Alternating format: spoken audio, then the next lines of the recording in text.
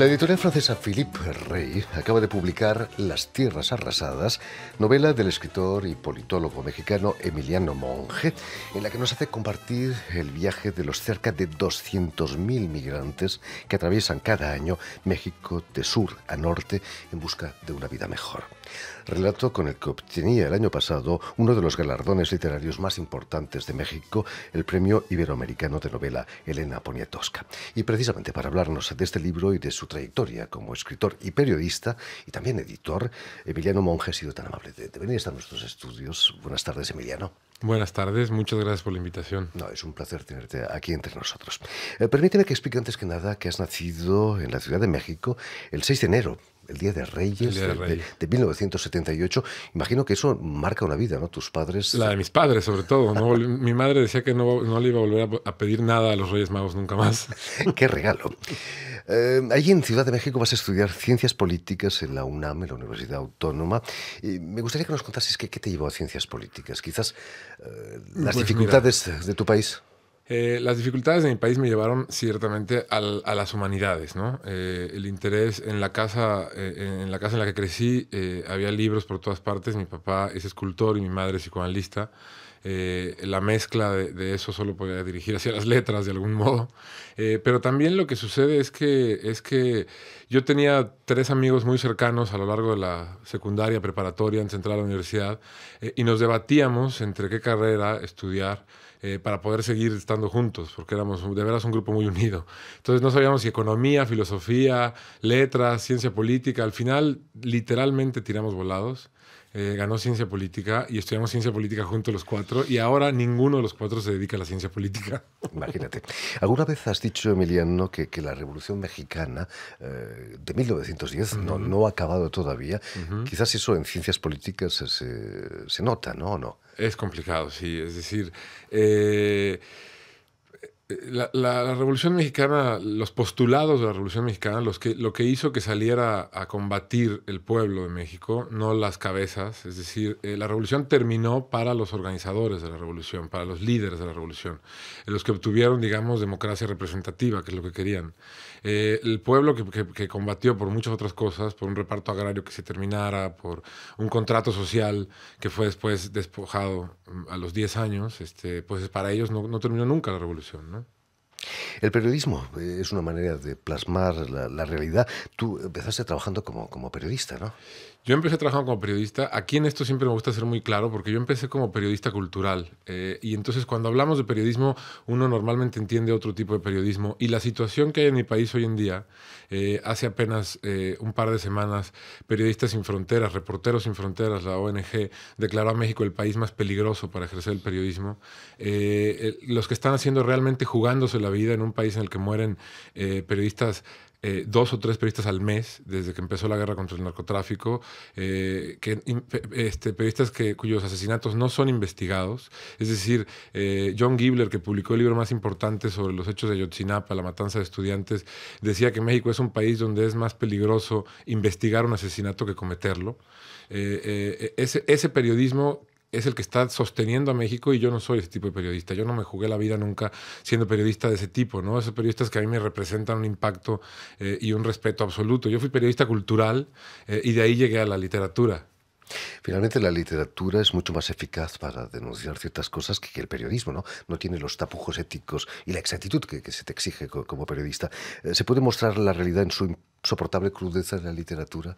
Sí, yo creo que sí. También el periodismo. Yo creo que el asunto, la diferencia es que el periodismo, al final de cuentas, está atado, o debe estar siempre atado a una idea de la verdad, ¿no? Es decir, a una persecución de la verdad. Y la literatura, la ficción, está atado, o debería estar atado, a una idea de la veracidad.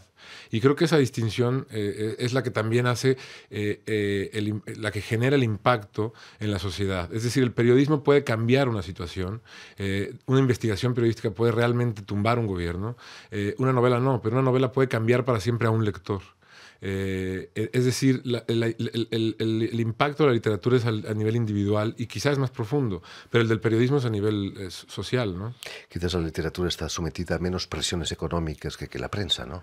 Muchas menos, por supuesto. Muchas menos presiones, no solo económicas, sino políticas también. Es decir, hemos llegado a un punto en el que los políticos ven tan ajena la literatura, tan lejana, tan distante, tan incomprensible, que ni siquiera les parece que genere ningún tipo de problema, desgraciadamente, ¿no?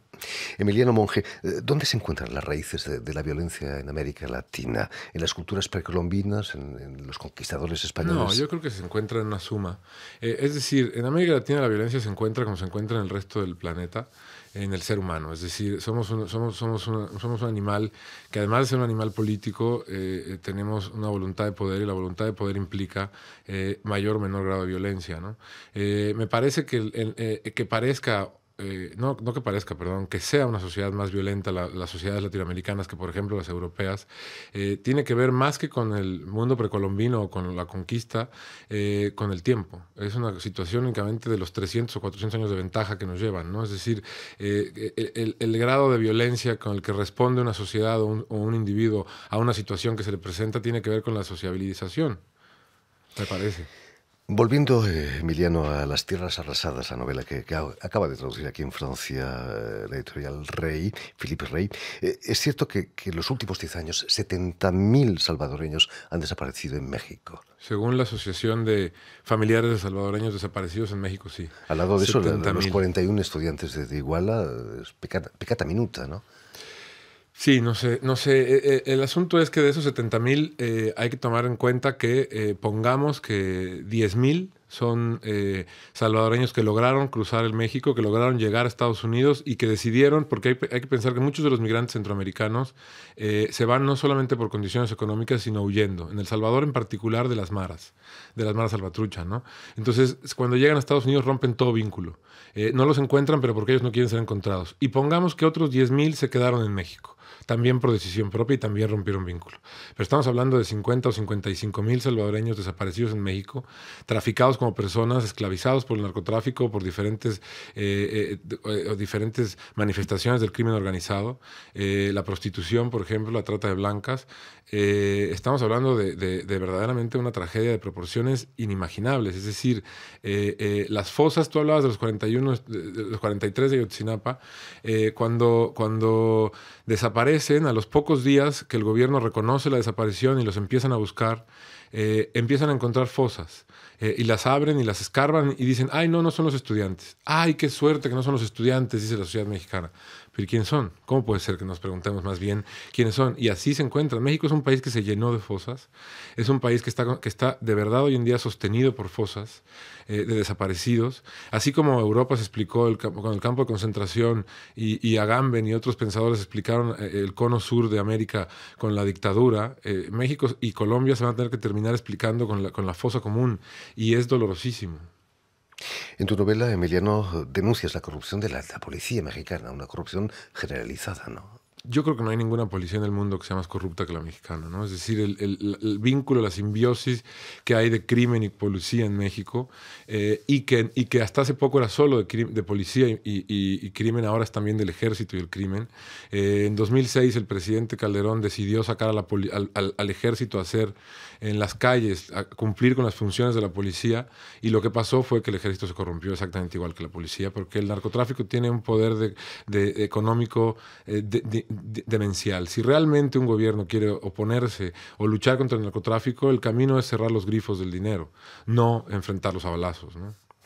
Cuéntanos, Emiliano, ¿de dónde procede tu preocupación por el lenguaje? En tu novela los nombres de los personajes son increíbles.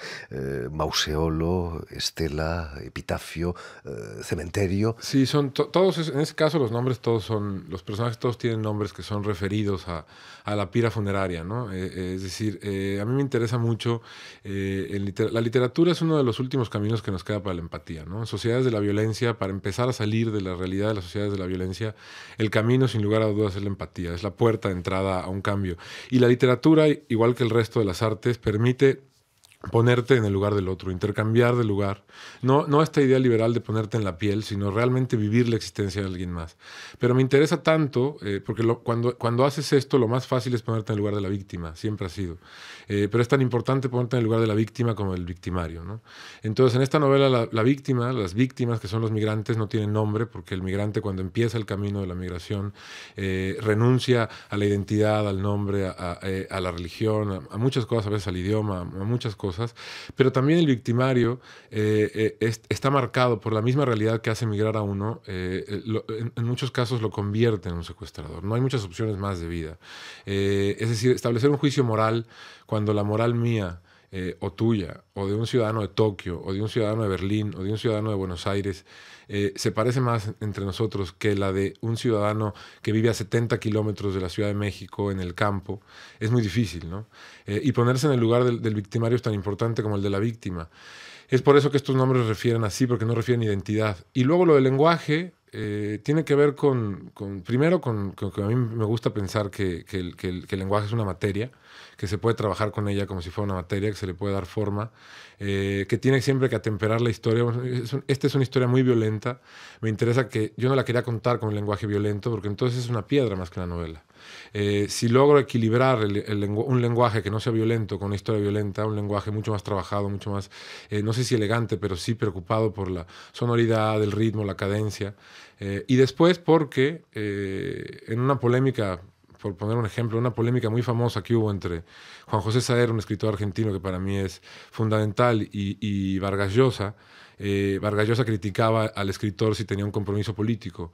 Y Saer le decía sabiamente que lo que le pasaba a Vargas Llosa era que no entendía dónde estaba el compromiso político del escritor, que cualquier escritor tiene un compromiso político más allá de si él lo ve o no, pero que antes de estar en la historia, antes de estar en el tema que decides contar, el compromiso político del escritor está en el lenguaje, en hablar, en escribir siempre con un lenguaje distinto al lenguaje del poder. Y es por eso también que me preocupa tanto el siempre tener un lenguaje distinto, ¿no? Cuéntanos cuáles han sido tus fuentes lingüísticas y documentales.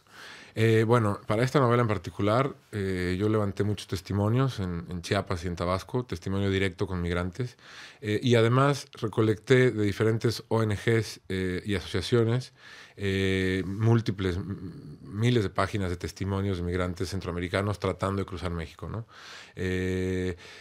Básicamente el trabajo, digamos, como de investigación fue ese. Después, originalmente yo quería escribir una obra de teatro.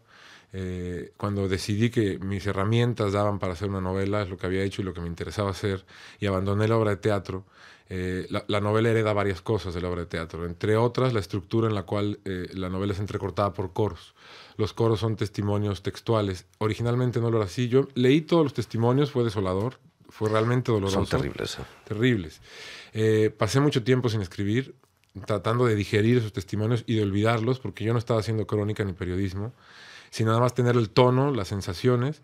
Escribí la novela y al final me di cuenta que en la novela terminada, más allá de si la novela era buena o no, faltaba algo que para mí había sido fundamental en el proceso, que era el asunto cíclico de los testimonios. Es decir, lo brutal de leer los testimonios, de levantarlos, no es que a un hombre le partan la espalda con una pala para que no pueda mover las piernas, pero sí pueda llamar por teléfono a su familia en California o en Tucson o en Nueva Orleans para pedir un rescate, sino que eso le pase a Pedro, a Juan, a Pablo, a José, a cientos, lo mismo, ¿no? Es decir, si le pasa a uno, los mexicanos podemos decir que no sabíamos. Si le pasa a 200, los mexicanos no podemos decir que no sabíamos. Somos cómplices, como los alemanes que después de la Segunda Guerra decían, ¿cómo pasó eso de veras? Si no lo vimos. Bueno, a mí me da miedo que México acabe diciendo, ¿cómo pasó eso de veras? No lo vimos, ¿no? Y eso, el asunto cíclico yo no lo sentí en la novela. Y por eso los testimonios se vuelven digamos, citas textuales tomadas de la voz de los migrantes, porque mientras la ficción te jala como lector, yo quería que hubiera un golpe cada tanto que dijera, esto está pasando, esto es real, ¿no? Y además lo separas en itálica para que se vea claramente. Sí. ¿Qué hacen los gobiernos de los países de donde proceden esos migrantes? Nada, absolutamente nada. Para los gobiernos centroamericanos que se vayan es una maravilla, igual que para México que se vayan los mexicanos. Los mexicanos hemos sido muy buenos en exigir derechos para el migrante mexicano cuando ya está en Estados Unidos, cuando está junto, cuando está pegado a nosotros, no lo vemos. Es decir, estas sociedades de la hipermetropía, solamente somos capaces de ver lo que está a miles de kilómetros, pero no lo que tenemos pegado, no lo que tenemos junto, ¿no? Y los gobiernos, eso les basta para hacer como que no pasa nada, ¿no? Nos quejamos mucho de Trump y de los gobiernos en Estados Unidos, y ojalá en México se le diera el trato a los migrantes que en Estados Unidos se le da a los migrantes mexicanos. Es horrible, pero ojalá se le diera ese trato. Aquí son invisibles. El gobierno mexicano, además, no tiene demasiado interés en que se sepan Ninguno, esas cosas, ¿no? ninguno. No, el gobierno mexicano no tiene interés en que se hable de ningún conflicto social, básicamente. El año pasado obtenías por esa novela el premio Poniatowska, que ya han recibido españoles como Almudena Grandes o Antonio Muñoz Molina. Como ellos, eres periodista también y como ellos, tus novelas denuncian hechos que la prensa cotidiana pasa a veces por encima, ¿no? ¿Te identificas con este, llamémosle, activismo literario? Yo no sé cómo llamarlo, me cuesta mucho siempre. Me parece muy interesante como tú lo construyes, ¿no? Eh, Sin embargo, el activismo yo creo que está en el individuo. Yo reconozco mi activismo político cuando soy y cuando no soy escritor. Y es mío. Cuando escribo siempre trato de poner un narrador. Me parece que el primer personaje que se construye, el más importante de una novela, es el narrador. Y el narrador no soy yo. O sea, el narrador tiene un distinto activismo al mío, ¿no? Evidentemente elijo temas que hablarían de un activismo político, ¿no? Pero sí creo que la literatura tiene que ir más allá. Es decir, la literatura tiene que no denunciar lo denunciable, sino denunciar lo indenunciable. Es decir, yo creo que la literatura tiene que sacar de la sombra. La literatura sirve para lo que el escritor quiera y el lector quiera. Uno elige para qué la quiere utilizar, ¿no? Yo creo que en mi caso hay temas que están a la sombra, que están escondidos abajo del colchón, que ahí se quedan. Si la literatura no los saca y no los pone a la luz, no se ven, ¿no? Sí creo en esa función de la literatura, por supuesto. Creo que sirve para eso, para hacer visible lo que no estaba visible o lo que las sociedades no querían hacer visibles. Porque aquí no solo es cosa de los gobiernos. México, decimos mucho que es un Estado fallido o un gobierno fallido, y lo primero que es una sociedad fallida. Si no fuera una sociedad fallida, no habría un gobierno fallido y no habría un Estado fallido. Somos una sociedad fallida que hace ojos ciegos ante muchos de los problemas fundamentales, ¿no? Después de unos años en Barcelona, has vuelto a la Ciudad de México. ¿No es peligroso para ti el hecho de vivir en México ahora? No más que para el resto de los mexicanos.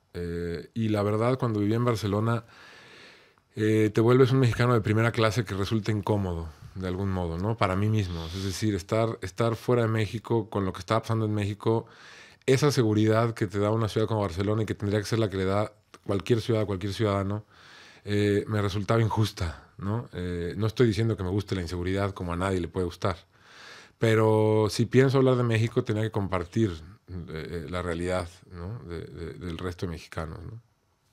En fin, pues ya lo saben, Las tierras arrasadas, novela de Emiliano Monge, ha sido publicada aquí en francés por la editorial Philippe Rey. Muchísimas gracias, No, Emiliano. muchísimas gracias a ti, de verdad. Y si quieres volver a escuchar íntegramente esta entrevista o incluso verla en vídeo, lo puedes hacer en las redes sociales, en YouTube, en nuestra página web oficial RFI en español, y sobre todo dar las gracias a Elena Abril, quien ha estado detrás de los cristales a cargo de la realización de esta emisión.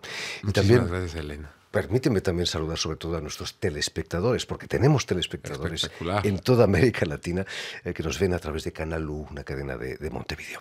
Gracias de nuevo y mucho éxito aquí en Francia. Muchísimas gracias.